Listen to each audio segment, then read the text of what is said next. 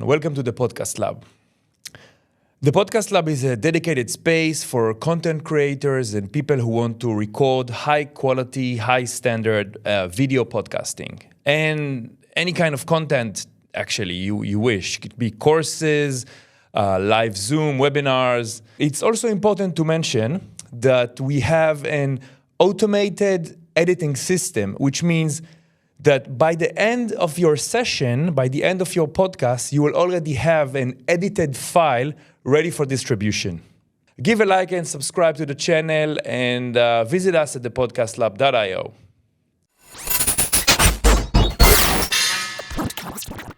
Good to have you here, buddy.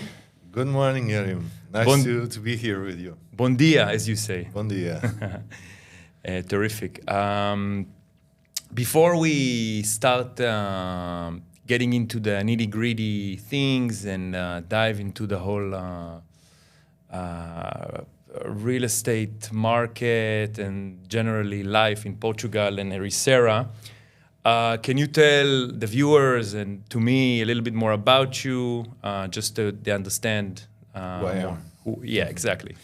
Okay, so I'm a seller in real estate since 2004, so I'm gonna make 19 years on this market. I always have worked here in Ericeira, in the Council of Mafra. It's where I have my specialization. I have started this travel in the Remax. I have stayed there around 7 years, and I'm working it's gonna be 14 years that I'm working in Casa das Casas in Ericeira. So I know a little bit about this market since being here working at 19 years, and it's something that I really love to do. Amazing. Can I ask you also how, because I remember we had a little conversation in the past, and you tell me how you discovered, quote unquote, because you knew about it, but how did you manage to know the area better? Well, to know our area, we always need to research a lot. It's the information, it's not so open. So, for example, for me to try to have that information, I get it in database in the INE, that is the National Statistic Department in the Portuguese government. I always try to see the best news. I follow all the best agents all around the world to have also the information, how they see and how they work in Portugal, and what is Ericeira in the world, to know the market and the people. I understand. Just specifically about you, how did you discover Ericeira and the region of Mafra as a person? It was quite this is what I wanted to get, because it was kind of an interesting story about the military. Sure, here, true. if I remember correct. I have a True. good memory. So I have found Ericeira in 94 because I was having a friend that lives in Loures, very near me, and he invited me here to spend here 2 weeks. Giving it a little bit more. Yeah, sorry, excuse me, go ahead. He have invited me to stay here 2 weeks in holidays with him, and it was my first, how can I tell you, my first impression of Ericeira. And in 97, when I went to the army, I went to the cavalry in Mafra, and I have stayed there 7 years. It was one of the best discipline schools that I was having in my entire life. It was that 7 years in the army that let me know all the country, because I have traveled a lot with the military horses and also with the big sharks in the military, and I have learned a lot from Portugal. And well, in 2004 I have decided to change my life. I was having a friend working in Remax that he invited me to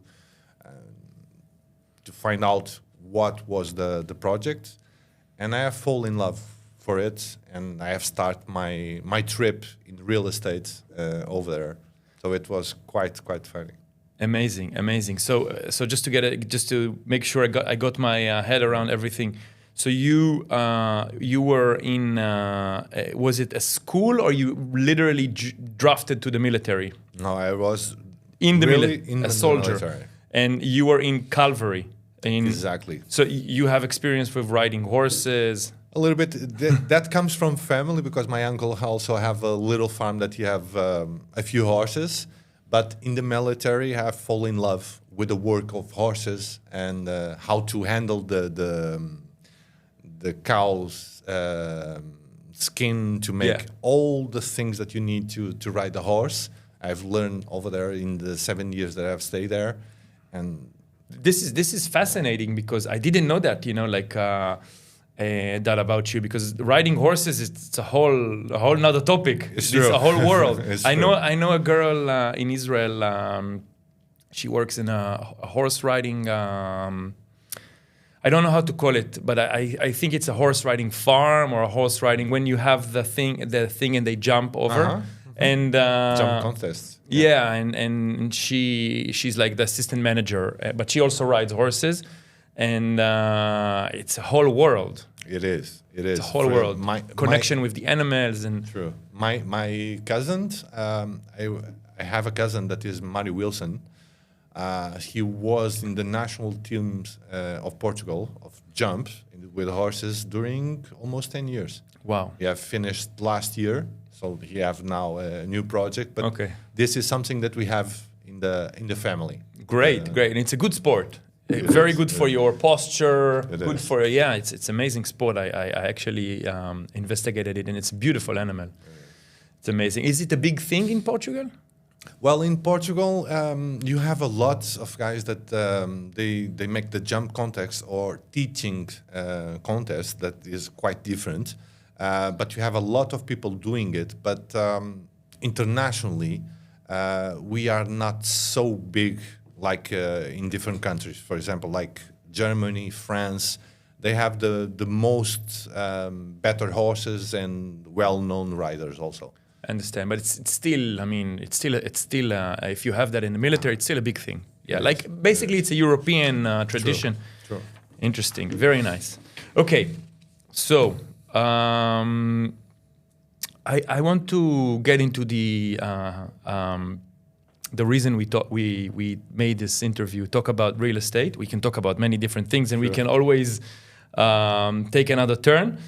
But I want to try and stay focused. I'm telling it more for myself because I have a tendency to run to the other side. To run to the other side.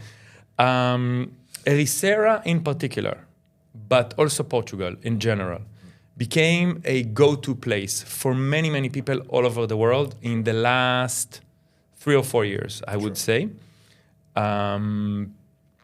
People have this notion in their head that they want to come here and build their dream life and their dream house.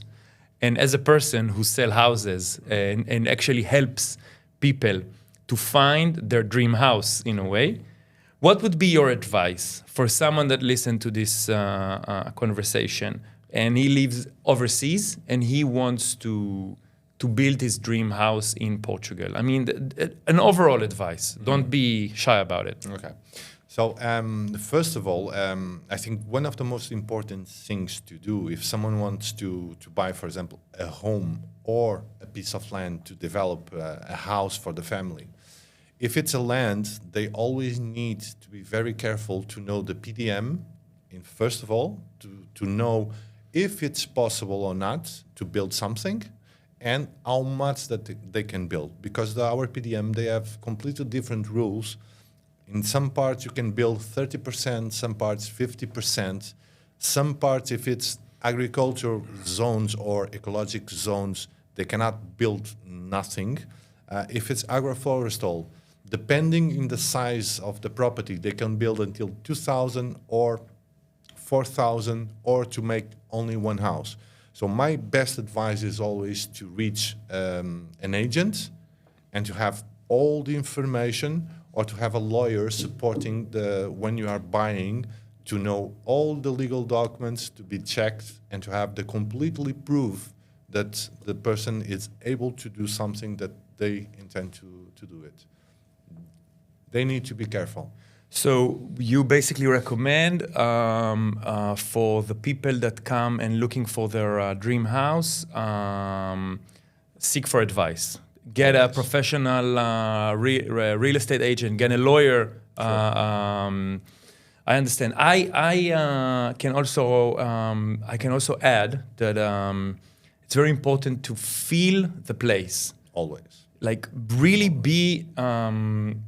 Really feel the community, talk to the people, sit in the cafes, try to learn, because people think, I personally think Portugal is a beautiful country, and I think it's one of the last sane, like the opposite from insane places in the world. I think the whole world became insane. Portugal is like a safe haven.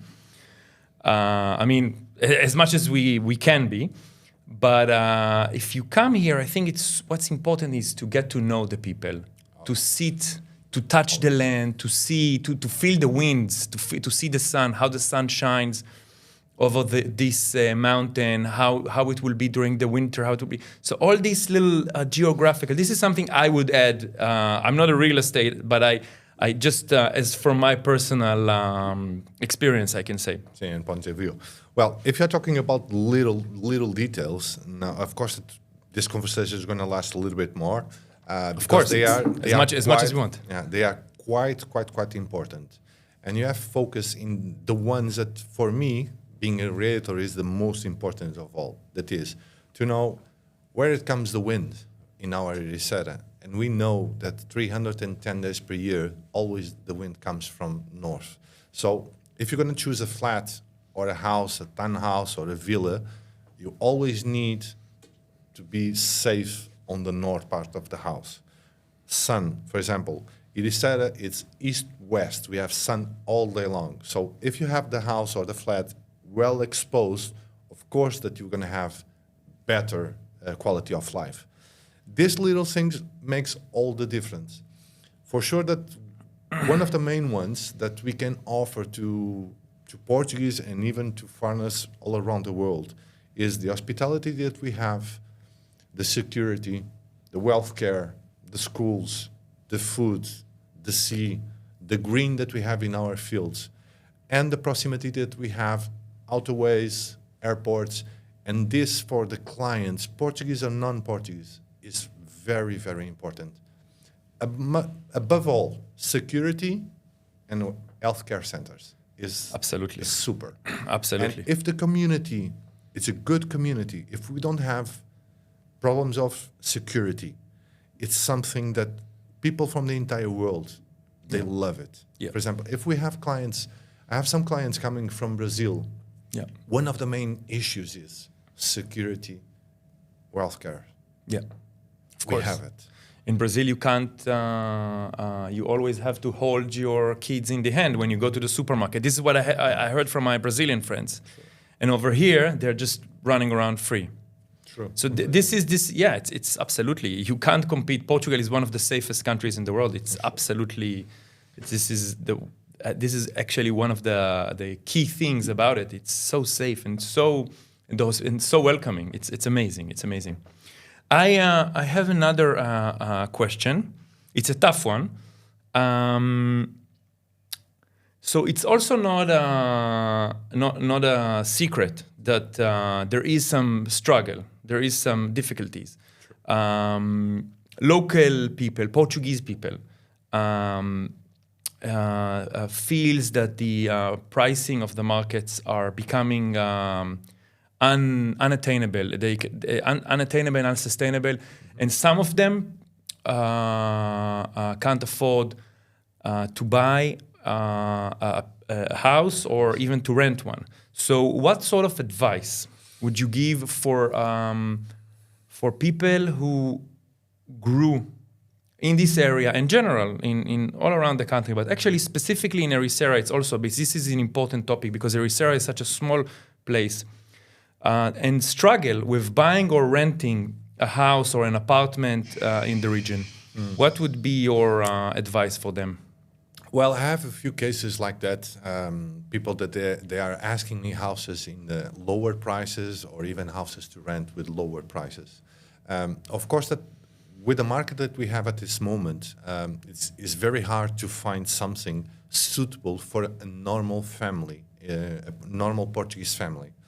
The minimum salary, they were going to put it now for 820, but I know a lot of families that you have one person winning the minimum salary or two persons winning the minimum salary with kids.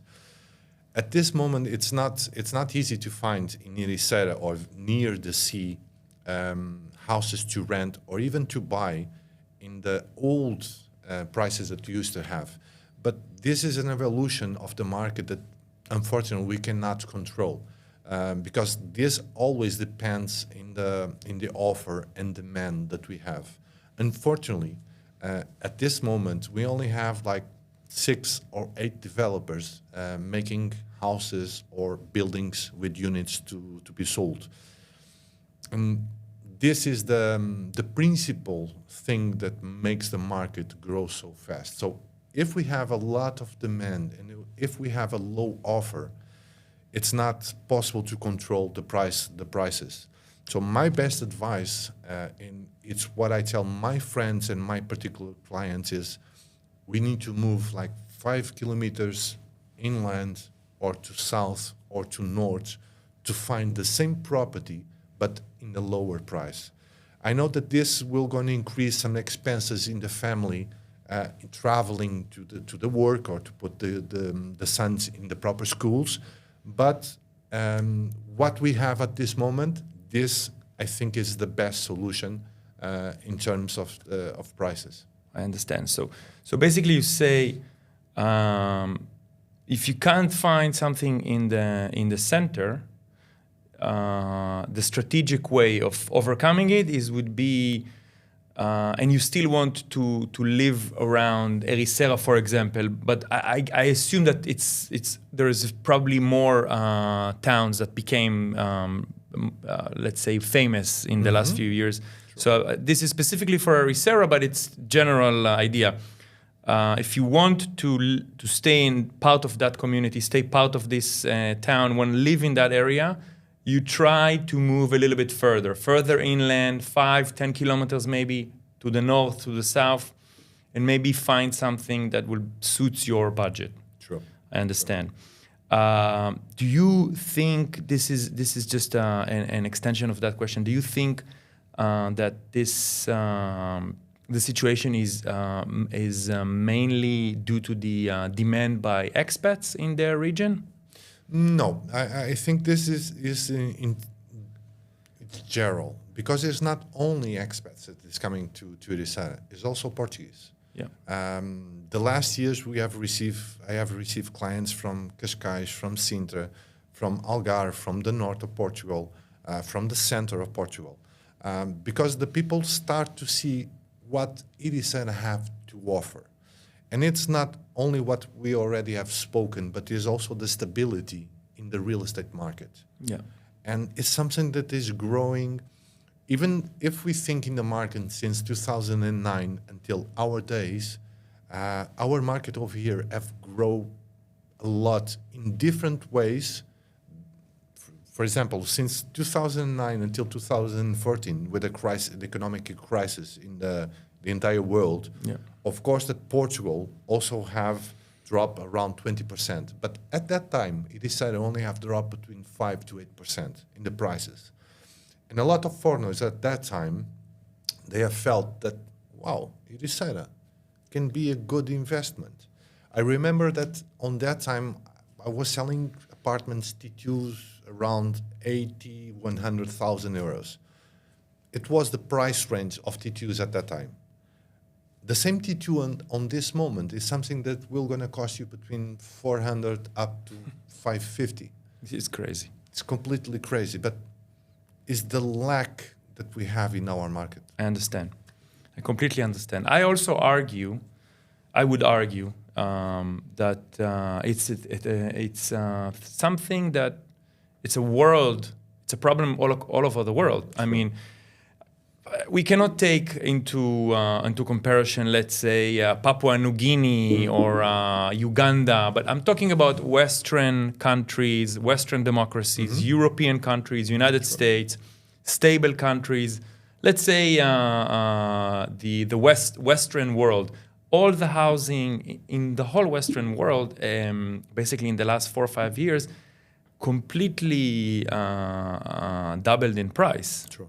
Everything. And I would argue it's not only the houses that climb so up. It's the currency dropped in value in comparison to the house. So in comparison to the property. So the property didn't really went up. I mean, it went up, but also the currencies went down. I have Just a little bit of philosophical, financial thinking. Yeah, true. But I have exactly the same idea that you. That is sometimes, of course, that you have evolution of the market. Yeah. Okay, but this is always connected with the price of the coin, always. Yeah. And at this moment, what I feel is that for us to buy the same thing, we need to pay more. Yeah. And it's exactly that. It's the currency that is completely different. So it's lower. You need to put more money to have the same product. Yeah, basically inflation. So you need for the same tomato, instead of €1, you need to pay €2. So it's for the same bricks you build a house, you need to pay more. And for the same, so everything. And now there is the question: how come the wages not climbing as much? But I think there is wage increase. I don't know how much is it in Portugal, but I think there is some increases. Anyway, I have another question. Let me support one. Go ahead, of course.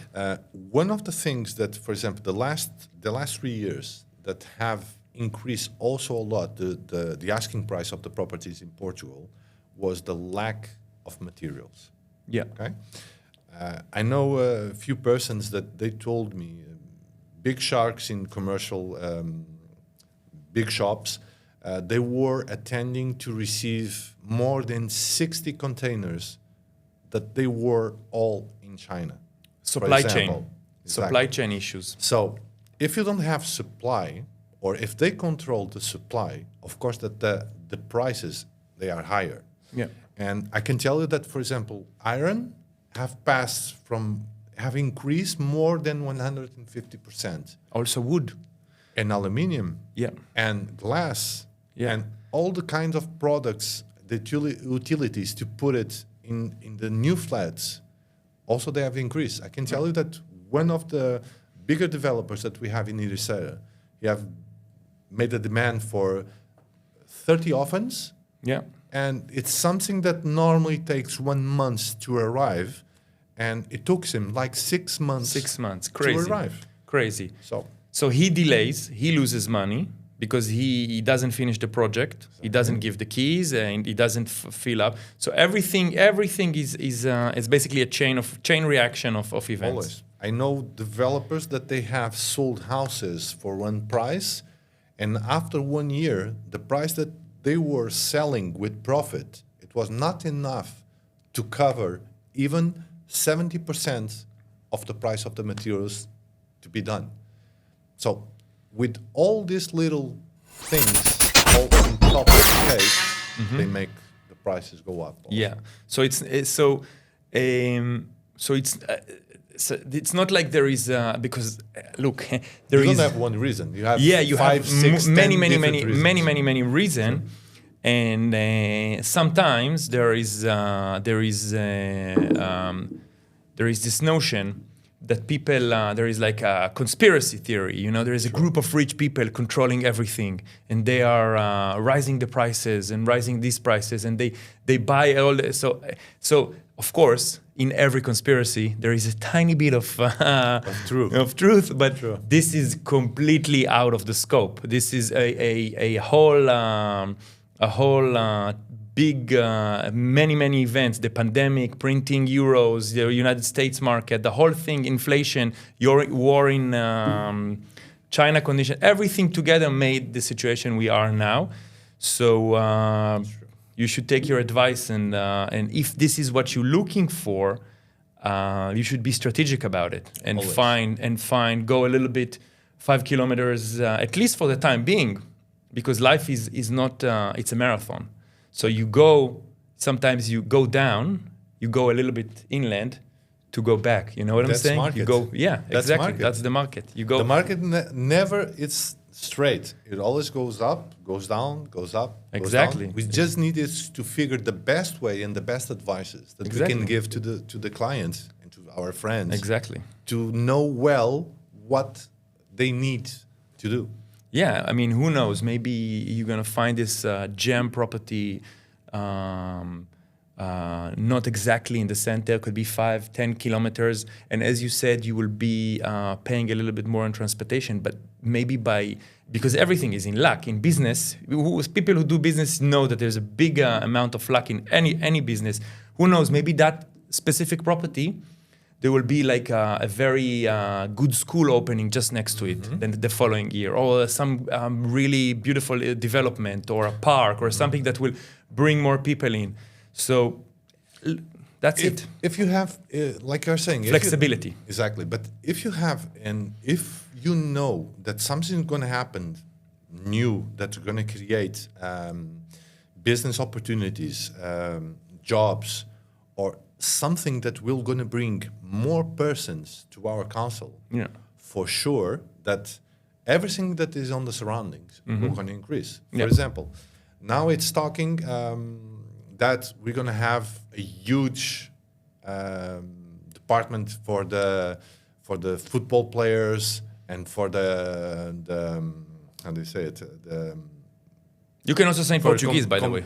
Competitions of surf, guys that needs to work themselves physically to accomplish the things that they want. So we're going to have it in Mafra, and this will going to be a very good thing. It's going to bring more persons to here. Yeah.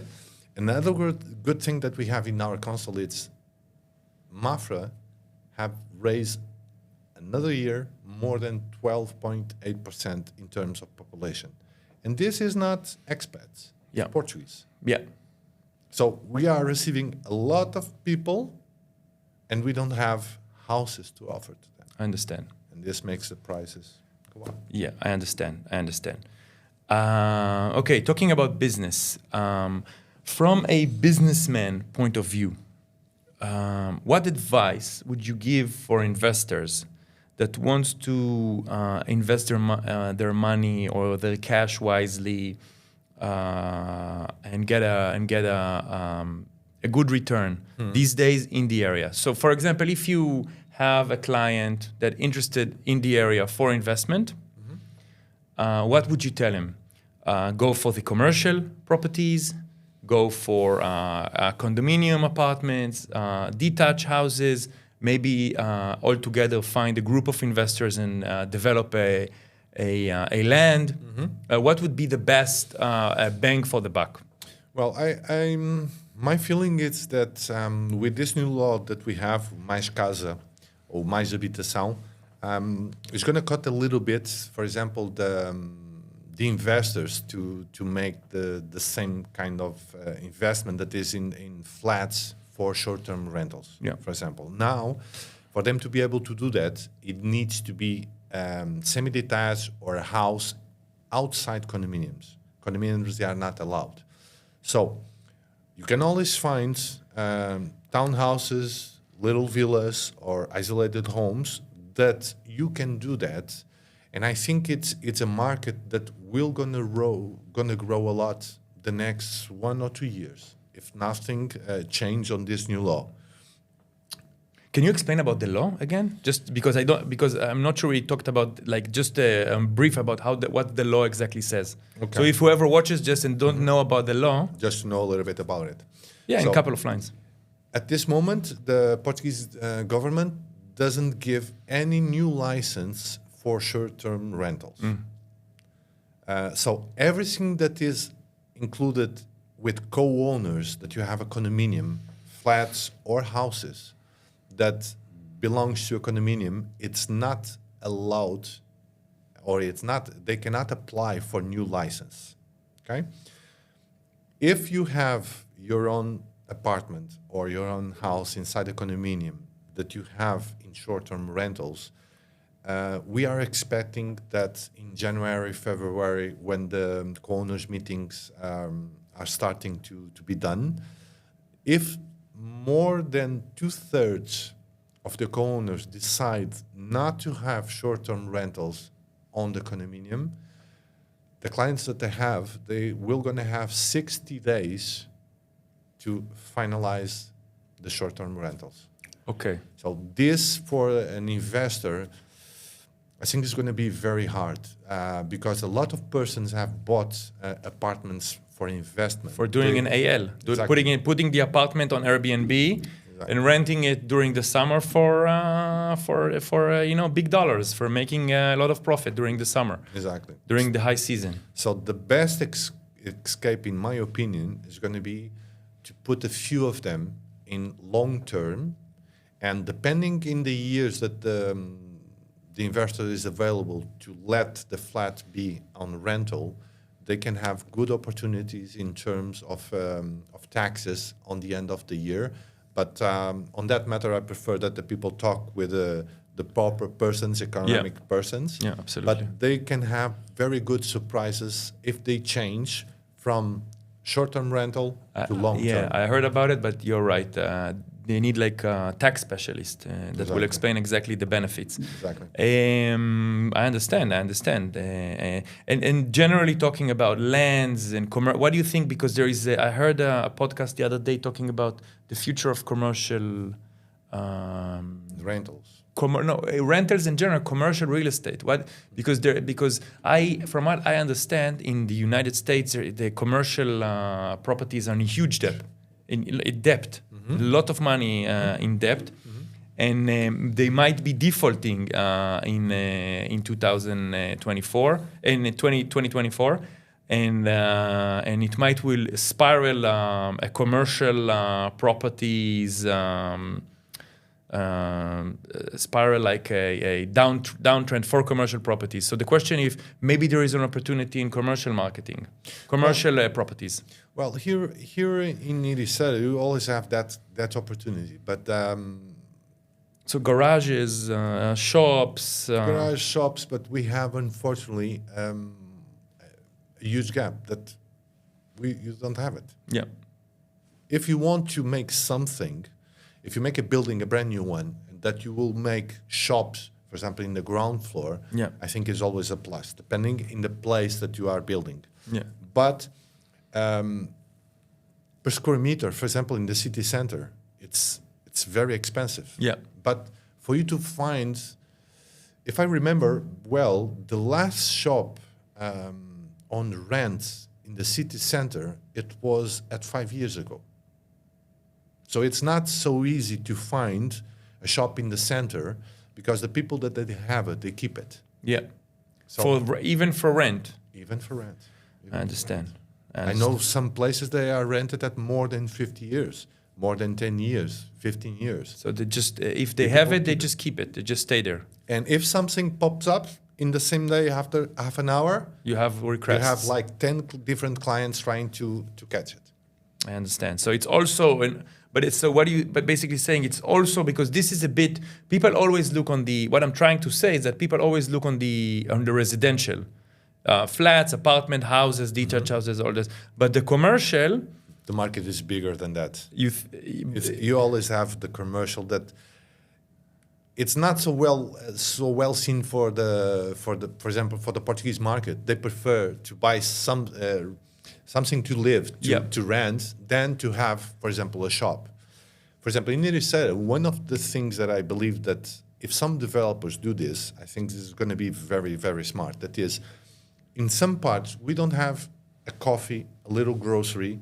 So the persons near their homes, they always need to go like 2, 3, 4 kilometers to buy groceries. But if you have a little coffee with a little grocery store over there, for sure that you are going to win money. Yeah, so like right now they open, I don't remember the name, but somewhere in Santo Isidoro, like a little boutique, and also in Ribamar, a little boutique cafe with little grocery and biological vegetables and something really cool. And they have little, the food that they cook over their soups. It's really, and these are working. I remember that place a few years ago. You talk about which one? That one that you are in Ribamar. Exactly. Beautiful. Even in Santo Isidoro. The roundabout of Santo Isidoro. Is in Ribamar. In the roundabout in Santo Isidoro as well. For example, that one, if in the past, if they received like 10, 15 clients per day, it was great. Now, if you go there, It's always full. they have sold, it's always full. They have done a very proper decoration, Yeah. very helpful. They brought. I don't remember exactly, but they gave a new concept to spirit, the new space. space, new content in the space. Beautiful. I say to my clients that they intend to do commercial things. Look, the best advice that I can give you is if you're going to make something that is similar to other ones, you are one in the middle of 1,000. Yeah. So create something unique, something special, because it will work. What do you think about this space? Well, this space for me, like I told you already, it's fabulous. I think it's a very good initiative from your part. And I think that we all can win a lot with your experience and what you are doing it. Thank you, Ricardo. Thank you. Talking about business, I just wrote a little note here. I wanted to ask you, what do you think about the banking? This is the biggest one. Do you think we will see a reverse in the interest rate 2024? Maybe it will U-turn and we see a little bit better because everything is connected, as we said. It is. The banking, the coins, the currencies, the Chinese, everything is connected. So this is a big question. There's a big question because inflation kind of basically is lowering down or getting normal again. So will the banking do this U-turn? What is your speculation? Well, my vision is that in some point they need to do that for our economy to start to work faster and better. In my thoughts, I hope that until the middle of next year, they will start to drop a little bit the interest rates in the main banks in Europe. But if that doesn't work, or if we don't reach that point, I'm going to tell you again. So in my opinion, the central bank, in the middle of next year, they need to start to do something. They need to start to drop the interest rates. Yeah. Because that will going to help the families in Europe to be able to pay better their mortgage. Yeah. And to have a little bit more money for the families. Yeah. Like we are, I think it's not sustainable. And I think that our main directors, they already have seen that in terms of inflation, if they continue to increase, and if they continue to increase the interest rates, this is very bad for the Europe economy and the economy of each country, but it's worse for the families. Yeah, So for the households. True. Yeah. So in some points, they need to start to lower for us to have better conditions. For Even if families. it will be just 0.25, like a small one, just for the basically for like a little bit of wind in the back. You know, it's nothing to do like a major drops, but just like a little bit of. If you see the last months that they have increased the interest rates, they increased like 0.50, but after 1-2 days, the interest rates drop always a little bit. Yeah. So I think it's also the market telling that probably we need to make bigger decisions to control that. Yeah. And after we be able to control that, I think that the families will going to start to have more quality of life, for sure. I understand. Okay. One last one. How do you see the future of Portugal 5, 10, 15 years from now? Politics, financial, cultural. How do you, let's say, Portugal was it's kind of like a suburb in Europe. You know, it's not central Germany, France. And I think I had this discussion with a few Portuguese friends, and I think in the last few years, it rode a nice wave. It started riding a nice wave. It's like the sun is shining on Portugal. I'm not suggesting that before it wasn't, but I'm just saying like from like a perspective of someone that, from my research, it looks like There's a new thing coming here. Like, I'm not talking about expats, foreigners, or the general, everyone together. What do you think? Well, I believe in terms of economy that one of the things that Portugal needs is to grow inland. Our littoral is something that is very well known at this moment, but I must agree with you. Portugal was always a country that just a few persons in the world, they know about it. The people didn't know about Portugal. It was just a little corner on the end of Europe. Yeah.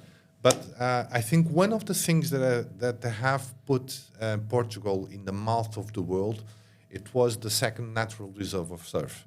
Yeah.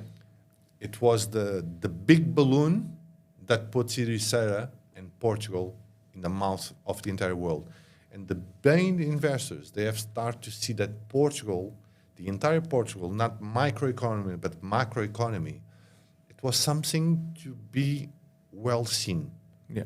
And I know a few persons that in 5-10 years, they have done investments around 4 or 5 million over here. And at this moment, they have the triple.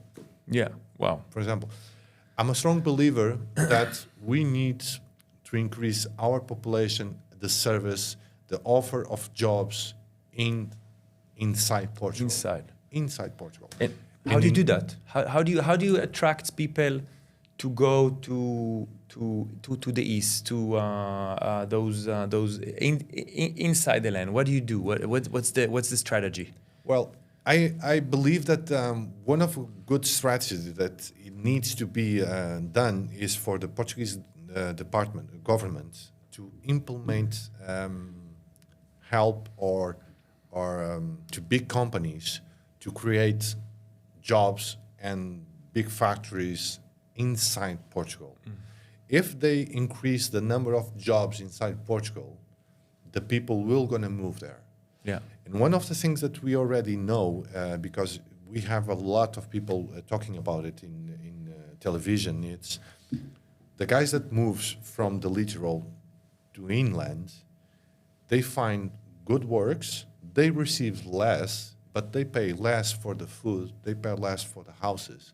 So in the end, the families are raising the incomes that they have. They are keeping money in their pocket. Saving more. They are saving a lot more than expanding. If they live in the littoral, the life of the littoral, it's more expensive.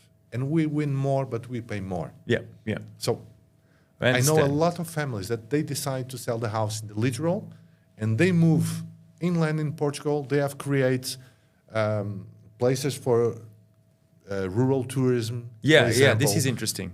They are raising, for example, grapes. I know guys that they have sold everything that they have in the littoral just to buy a mount in Alentejo and to start to create wine, start to create olive trees, live more fruits. Organic and this kind of lifestyle. And if you could name one place, like one town, which you think should be like an interesting place, area could be, because Alentejo, it's massive. Mm-hmm.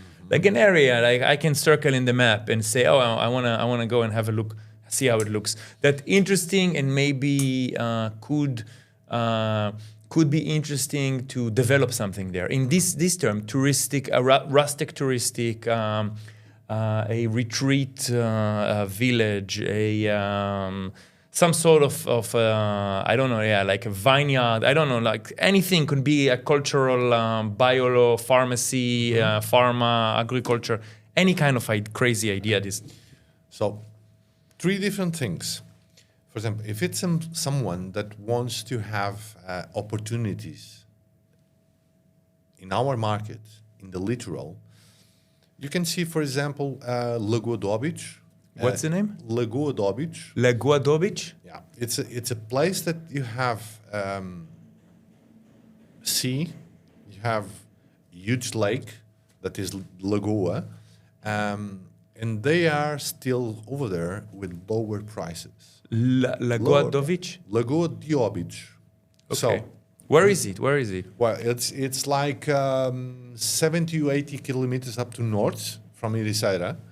But over there, you still can buy plots in front sea line around 120,000 euros, plots of 500 square meters. Okay. For sure that in the next 3 up to 4 years, that this will gonna double or triple the asking price after a few guys start to buy over there. Okay. But Lagodovic. responding your question. About the interior. Exactly. I'm a strong believer in 2 places in Portugal, Alentejo and Trás-os-Montes. They are completely different. One is very hot in the summer. The one is very cold in the winter. But both of them have special things. Good people, good food, good wine, lower prices in the properties. You can make huge, great investments. You can buy a house around 35, 60,000 euros. A very old one that you can renovate, and then you can put it in short-term rentals, for example. And you always have... Or you can live there. You can live there. And you can start a community. Exactly, exactly.